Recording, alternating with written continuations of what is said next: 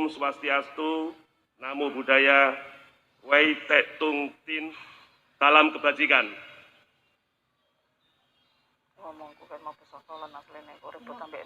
Para pegawai Kementerian Agama, seluruh peserta upacara yang saya hormati, syukur alhamdulillah teriring rasa syukur atas limpahan karunia Allah Subhanahu wa Ta'ala, Tuhan yang Maha Esa. Pagi ini kita dapat melaksanakan upacara peringatan Hari Amal Bakti ke-75 Kementerian Agama Republik Indonesia. Kementerian Agama secara resmi berdiri pada tanggal 3 Januari 1946.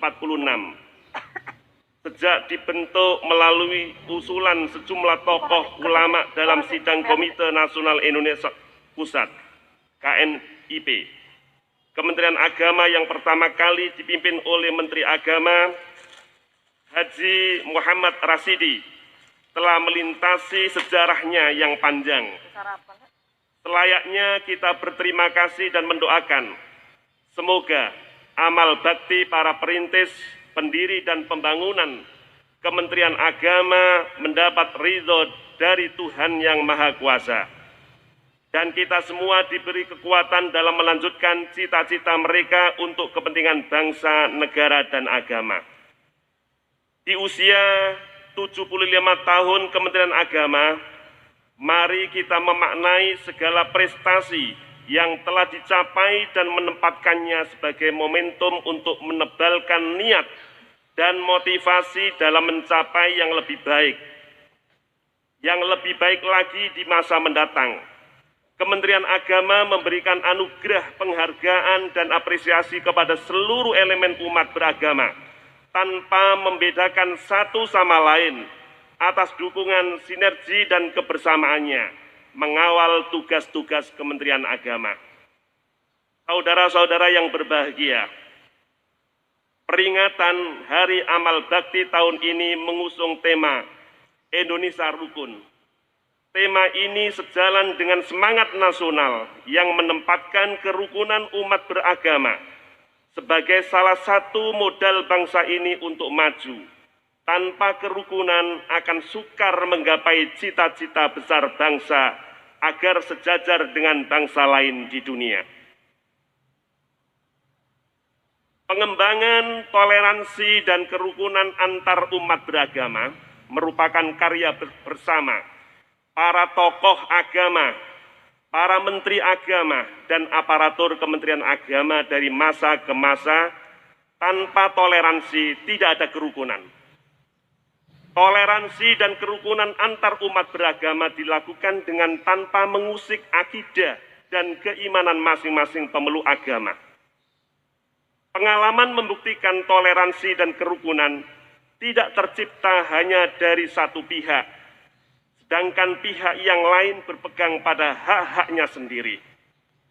Dewasa ini kita mengembangkan moderasi beragama, agar toleransi dan kerukunan yang sudah ada lebih mengakar di dalam kehidupan sehari-hari bangsa kita. Di negara yang berdasarkan Pancasila ini, tidak ada diktator mayoritas atau tirani minoritas. Dalam kaitan itu, semua umat beragama dituntut untuk saling menghormati hak dan kewajiban masing-masing, di mana hak seseorang dibatasi oleh hak-hak orang lain. Pancasila adalah ideologi pemersatu yang merangkum nilai-nilai keindonesiaan sebagai bangsa yang beragama. Sila pertama dan utama Pancasila yaitu ketuhanan yang Maha Esa, meneguhkan identitas nasional sebagai bangsa yang beragama dan bermoral. Komitmen religius dan moralitas menjadi barometer apakah suatu bangsa dapat menjadi bangsa yang besar atau tidak. Sejalan dengan itu, tugas dan tanggung jawab sejarah bagi seluruh bangsa Indonesia adalah mengisi negara yang berketuhanan yang Maha Esa.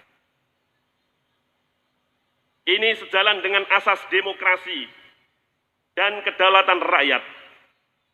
Bangsa Indonesia dari generasi ke generasi harus bisa menjaga komitmen nasional tentang landasan bernegara di tengah-tengah dahsyatnya percaturan global di bidang geopolitik, ekonomi, kebudayaan, ilmu pengetahuan, teknologi, dan lain-lain. Saudara-saudara yang berbahagia, dalam kesempatan ini saya ingin mengingatkan tentang semangat Kementerian Agama baru dan semangat baru dalam mengelola Kementerian Agama.